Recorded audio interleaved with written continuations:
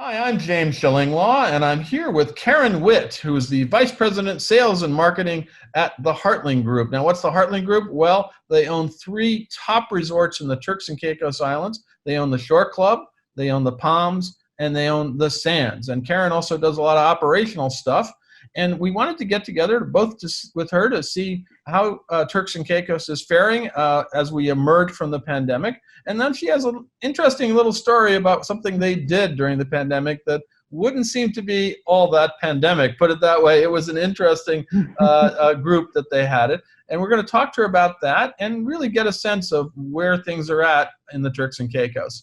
And you'll find out about all that and more on Insider Travel Report.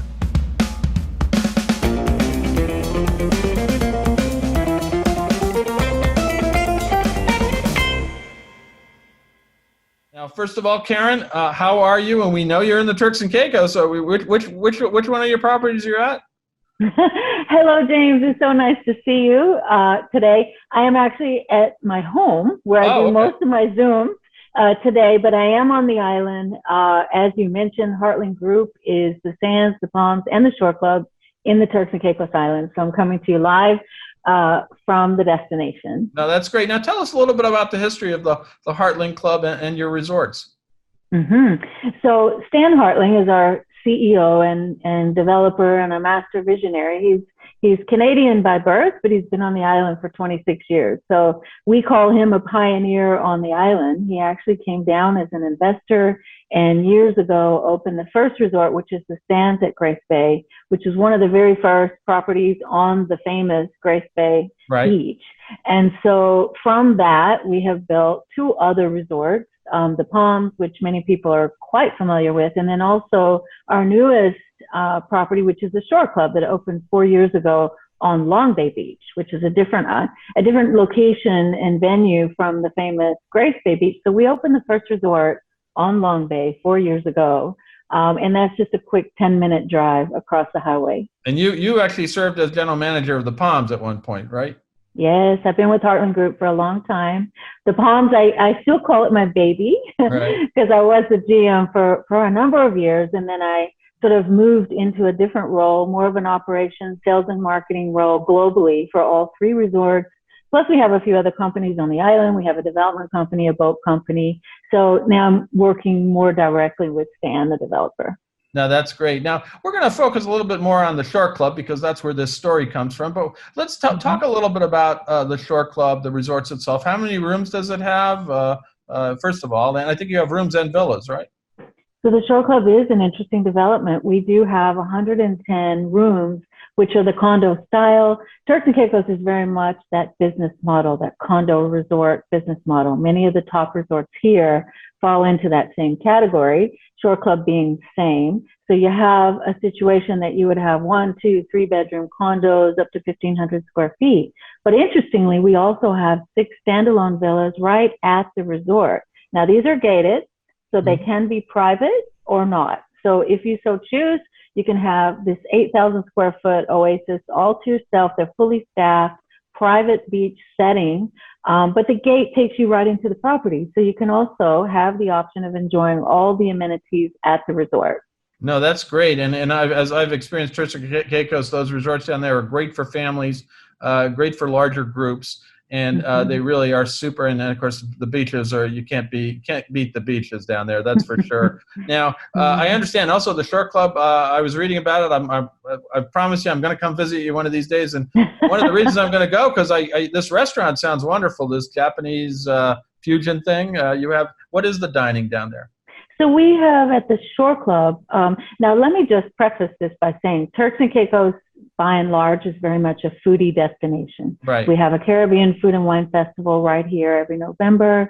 Most of the resorts have a flagship restaurant, which is fine dining. We have culinary chefs and talent from all over the world. So we've established ourselves, in the region as very much foodie and sort of, the good news is you can get everything from your street food, your conch fritters, all the way up to the finest dining you can imagine.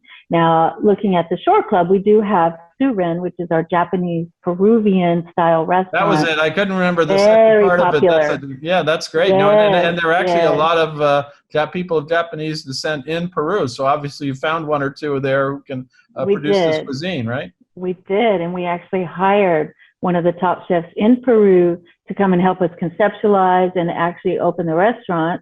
So you can have sushi, or you can have some exotic spices from, chicken and things from Peru. So it's really worked well. But we've also recently opened a new restaurant. This was in December, called Almond Tree at the Shore Club. And it's very unexpected because it's comfort food. It Oh, is really? very much your typical Louisiana, Texas, Southern style comfort food. And so it is quite popular. It's hit the market by storm. People love it. It was the first of its kind in the island, something a completely different genre for cuisine. So it's quite popular as well. So they've got those two things to look forward to. No, that's great. Well, you've already booked my lunch and my dinner there, so that I think that's where it sounds wonderful. Both restaurants. So I'm looking forward to taking a look at them. And then, of course, you have obviously pools and access to the beach there as well, right? Shore Club is just rich with amenities. It's a very different type of multi-use resort. We have 4 swimming pools. We do have the 2 primary restaurants that I mentioned, but also by day we have poolside dining, we have beachside dining. So yes, there's a lot to do. It is a little bit removed away from the mainstream, Right. but it's not isolated. It's close enough that you can come and do what you like, but we have really put a lot of attention to detail in terms of space and amenities and services. So yes, it's a very different kind of resort than the other 2. And I assume you have a spa and things like that too, right? We do. We do. We do Absolutely. have a spa at the Shore Club. However, I would just throw in that the spa at the Palms is really the crown gem of spas. It's a 25,000 square foot facility, Oh, wow. many times over rated top spa in the whole Caribbean. Lots of really different types of modalities and treatments, again, from all over the world. It's kind of an East meets West concept. Right. So at the Shore Club, when we built our spa, we didn't want to compete with something that was so grand and really well known. So the Shore Club spa is quite different. It's almost like jumping into a very organic, rustic, there are individual treatment cabanas. You walk down a serenity path, which takes you right into the bush. So it's a very organic type of experience, where the Palms is really a little bit glitz and glamour in terms of a spa. Now, if I'm at the Shore Club, can I go get my spa treatment at the Palms? You sure can. And we have signing privileges. We actually have a shuttle that runs all day Okay, between the got it. 3 resorts. So if you want to dine, if you want to shop, if you want to have, some pampering at either person's spa, you can do that easily. That sounds great. So we got our dining, we got our spa all set, and you mentioned food, and this is where I'm going to shift over to this recent challenge you had. This we're talking back in April, I believe. You had an interesting group booking, and it was for a very large group and family for Passover, which I've always thought, hey, Passover, Turks and Caicos, it's the same thing, right? It's the logical destination. Now, first of all, how large was this group? So, when we first started our discussions with this group, we were looking at around 260 people. That's still a lot. For us, that's a lot. It doesn't sound like a lot to some people, but when you look at a resort that is 110 keys plus, 6 villas, it's a lot. By the time Passover rolled around, the demand was so high. I think on our very last banquet, we served exactly 400 people. Oh my God, that's incredible. Yeah. Now, were they all staying at the Shore Club, or were they at your other resorts? No. So what we did, not so much the other resorts, because if you take a look at the dynamic and the profile of this group, right? This is a Syrian Jewish group, predominantly from New York, Eastern Seaboard, and they're very strict with their protocols. And so they couldn't stay at the other resorts because they can't go in a car and come across the island. Got it. Yes. So what we did, there's quite a few villas situated up and down Long Bay Beach that are within walking distance. Okay. So they were able to, once we sold out the hotel, which was almost immediately, once we launched the program, it almost sold out. They stayed in neighboring villas and were able to walk up and down the beach. So they would come during the day and enjoy their friends and the services and the beach and so forth, and then come for the dinners at night and then back to their villas. No, that's amazing. And so, speaking of food, how do you serve almost 400 people for Passover with all of the usual? I assume they had a lot of the traditional stuff, right? You know, James, the whole experience, really from the very first conversation to the execution, even the follow-up after, was just something to be marveled at. And there's no other way to say it. It was a learning experience. We had to make a lot of physical infrastructure changes. We had to do a lot of changes in terms of team and staffing, and the whole program really was a turnkey from start to finish, but it required a lot of manipulation. Right. So in terms of serving, now they are an organized group who do this every year. They did not do so in 2020 for obvious reasons, right. But they have also a team of people that are experts, if you will, in these type of events, Passover, kosher, and just the protocols that go along with serving this group during their holiday, right? Which is quite different than anything we had ever done before. So they brought in a caterer. They brought in captains who worked alongside our team to help guide us. In fact, it all started long before they ever came for the holiday. They actually sent their teams down in advance to have training sessions with our teams so that we could learn and understand, what was expected and how to do this. In terms of the food, this is a very kosher event from start to finish. So every single thing was shipped in. Right. We also had to do a lot of modifications to our kitchens. We actually built 2 kitchens to accommodate this. Well, you do have to have special facilities to you have to separate your and everything, right? You have to separate your meat, separate your dairy. There's a lot of really stringent, rules and restrictions and protocols that go along with that. So we actually converted our staff canteen into a complete dairy kitchen that was totally separate from anything else. And I mentioned to you our new almond tree, which was fortuitous because that opened in December. So that kitchen obviously became another kitchen for them. And then our main kitchen was the main kitchen, but it had to be kosherized. So again, a lot of time and effort. It's a great learning experience. But it was quite the event, I have to say. No, absolutely. Now, you didn't have some of these traditional things that I know of Passover Seders, which is gefilte fish and chicken soup. That's all I remember most of the time. It's, I actually like gefilte fish. I'm a rare I'm a rare Christian who likes gefilte fish. As long as there's tons of horseradish on it, I'm okay. And then, of course, soup, right? So that's it. But it is a very intense, and did they have those kind of specialties as well? Not exactly what you just said. So the food is quite amazing, really, when you get down to it. The catering team that they have are very talented and very creative, I'll use the word, because they can take these kosher, because when you think the perception of the fish that you mentioned, which I'm not a fan of, but that's what everybody thinks, is that, the food is horrible. But let me assure you, every night was creative, tantalizing. So what we did, they were here for literally 11 nights. It was an 11-night buyout. It was a long time. Right. So we created theme nights. We had a Moroccan night. We had a Chinese night. We had all these different types of themes. We had a English country garden night. Oh, wow. So the caterers helped us craft the food for the night based on, sort of the theme that we were presenting. Now, the only time that it was really a little more strict was on the exact seders and the holidays.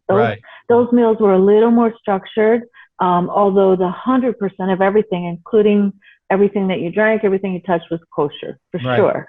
But every night was buffet, and they do an extensive, and I do mean a really extensive, wild buffet that has a lot of variety, a lot of different flavors, and again, these teams, that's what they do. They specialize in, how to craft this stuff to make it absolutely amazing. So we were lucky every night. We had a big, obviously, team of people there. And so after the event, we would get to taste the food. And I got to tell you, it was amazing. I never expected that. No, it is good food. I mean, all the way through, even the traditional stuff. And sounds like you gave them a little bit more variety on the other nights as well. And but so how?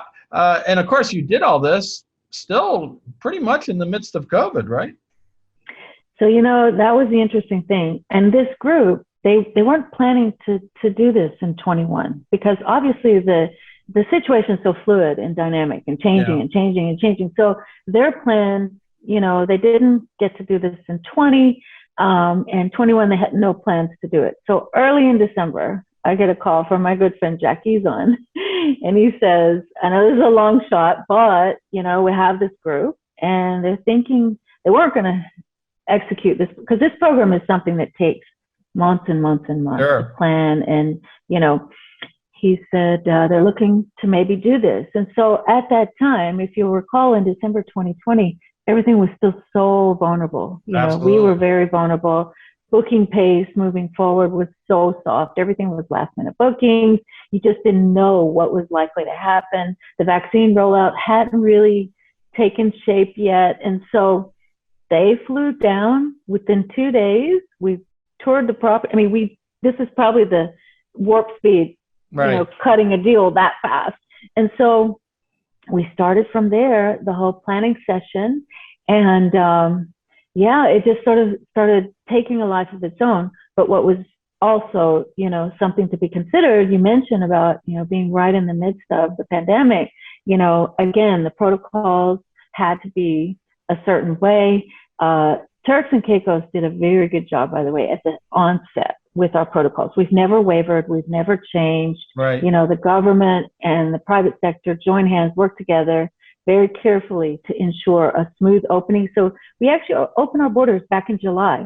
Yeah, I know. I remember that. And you've been very good at it. So you had experience being open, I guess, right? So see, we had that experience. The only curveball that we got thrown at us regards to not only this Passover group, but every other guest was the CDC requirement in the U.S. side for pre-testing, right? To go back to the state. Right, yeah. Because at that stage, Turks and Caicos had not recognized these lateral flow tests. They were not even on the island. We were only utilizing PCR at that time. So that was a big hurdle that we had to jump through quickly. January 26th, we found out 2 weeks prior that not only do we need to get the test on island, we need to figure out how we're going to test people.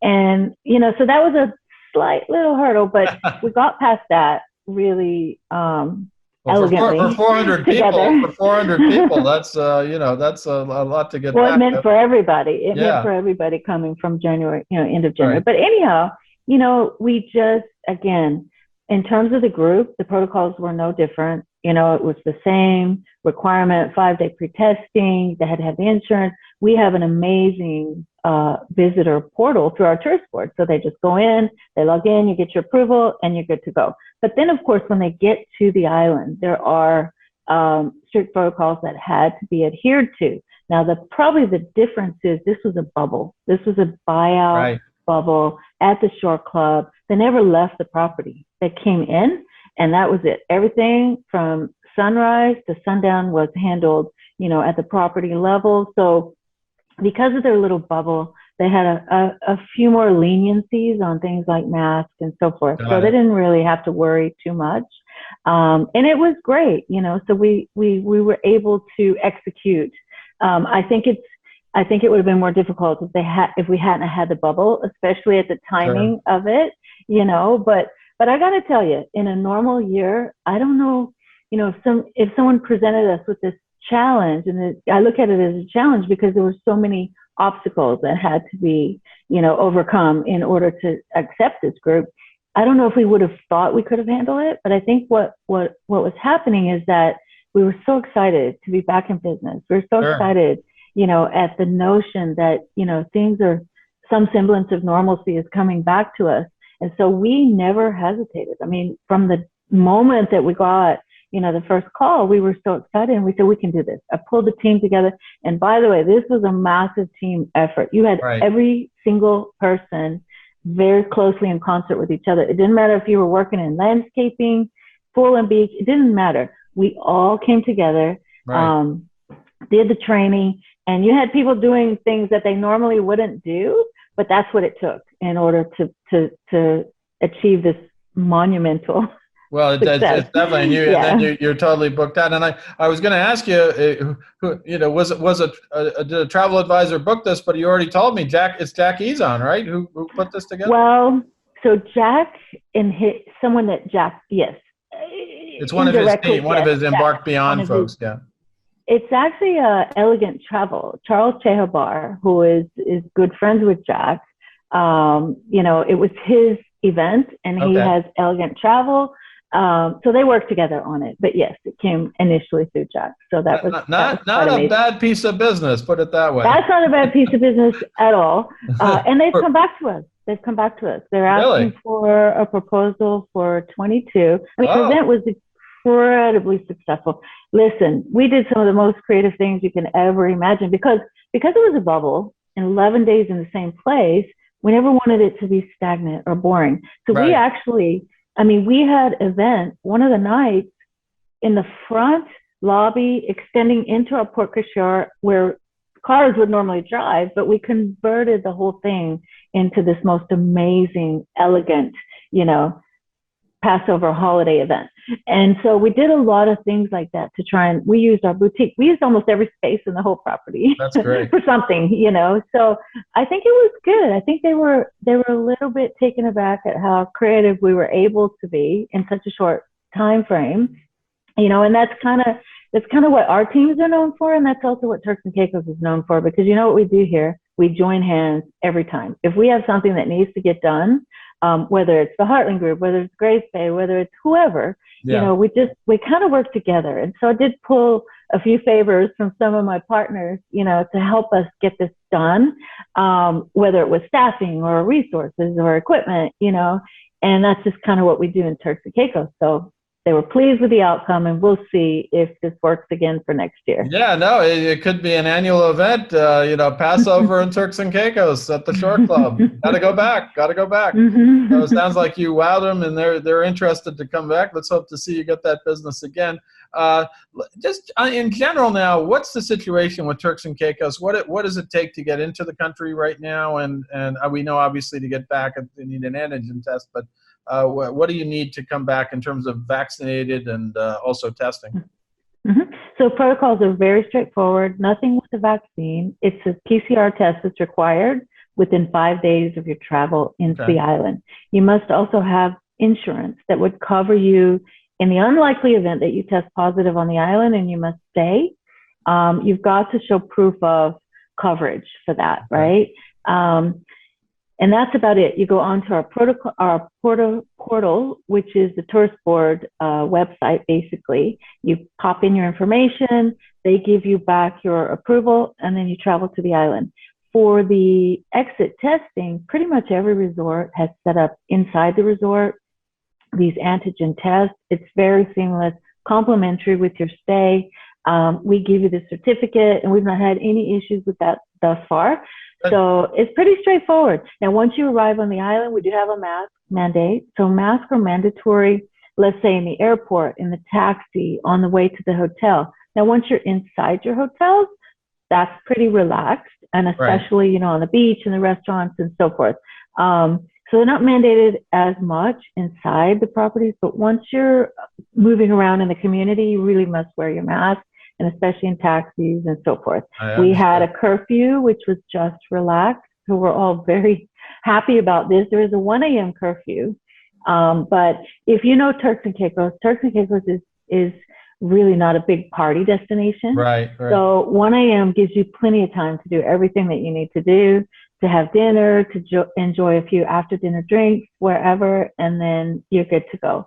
So it's pretty much, we haven't had any pushback. I mean, one of our big concerns when we opened back in July, Turks has developed a reputation of high touch service, these luxury accommodations, foodie, just this type of lifestyle that is so pristine and pampering.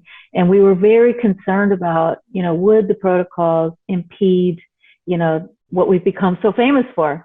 And it didn't. It didn't then, and now that it's been relaxed, it's even more so. I mean, we have people who are already coming back since they came, really? in the fall last year. Yeah, well, we're that's already great. seeing So you're getting repeat business within the year. That's great. We're getting repeat business within the year, and the feedback resoundingly is just phenomenal. You know, No, they feel they're that's confident. excellent. Now, overall, what would you tell travel advisors so that they can tell their clients about how to best experience the Shore Club and your other resorts? What is the thing that the essential things they need to know to get a great experience out of their vacation? Mm-hmm. So, of course, what I just mentioned, you know, you've got to understand what the protocols are. That testing is important. The portal is seamless, you know, so you just want to make sure that they're informed prior to arrival. I think as well, just working closely, which we do with the hotel. The more information that we can also have about your clients, their expectations, you know, we can start sharing backwards and forwards long before they hit the airport. And then that kind of ensures some seamless, you know, expectations being met and so forth. But I would just say that Turks and Caicos as a whole, right? It's a safe destination. It's sort of a favored destination right now because it's easy access. It's a small destination, but there's a lot that we offer in terms of amazing, you know, resorts and teams, but then also, you know, outside excursions and fun things to do. It kind of revolves around sun, sand, and sea, but there's also a lot of, you know, cultural activities and things that you can be a part of, because we were locked down very, very strictly from March to July, right? So the cases on the island are almost nothing. I think we have 2 cases right now, maybe, you know, so we've done a really good job at safeguarding our borders and keeping our staff, you know, safe and, you know, being able to provide a safe place for visitors. So I think there's a confidence level here that is very strong, and it's been proven. You know, it's one thing for me to say it back in July, but now we have this history of almost a year of proving, you know, to our partners, to the advisors, that this is a really great place to come. And I think the most important point is simply that we prove to ourselves that this does not impact a visitor's experience in any way, right?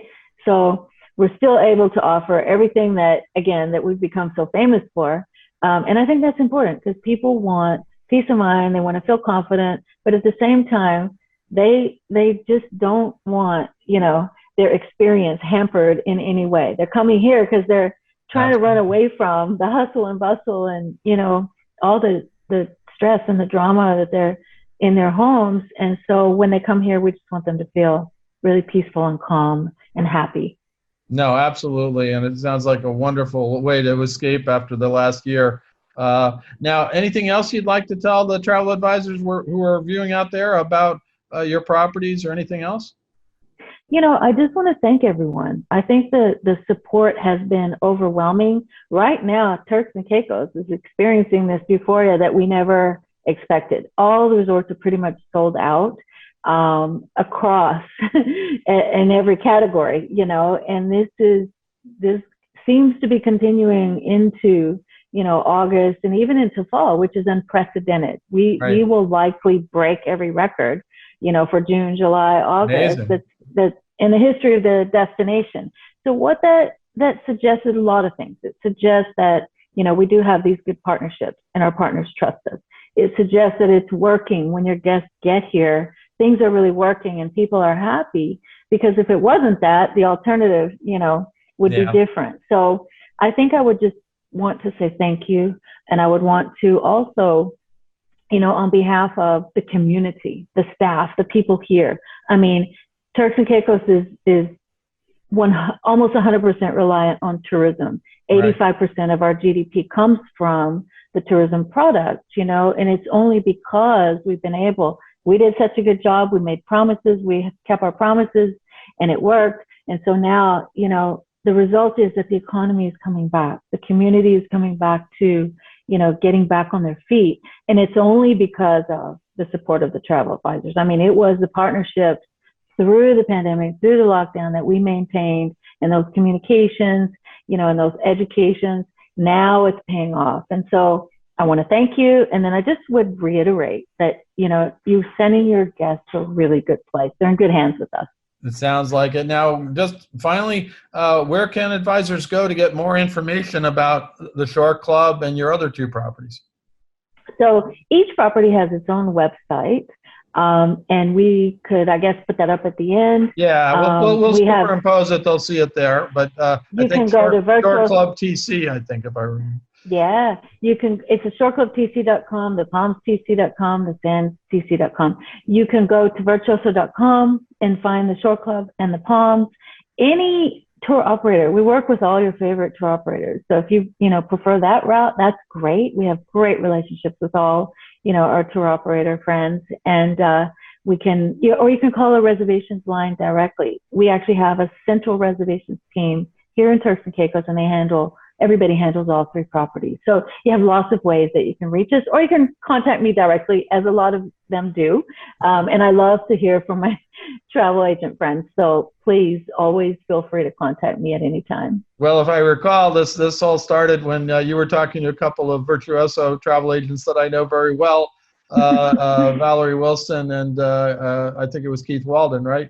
Yes, and they said, you got to tell James about this story. And that's how it happened, because they were visiting with you. So listen, Karen, I want to thank you. I really I hope I'm going to get down there soon. I can't promise I'm going to bring 400 other people, though. So I'm sorry about that. We're going to have to leave them.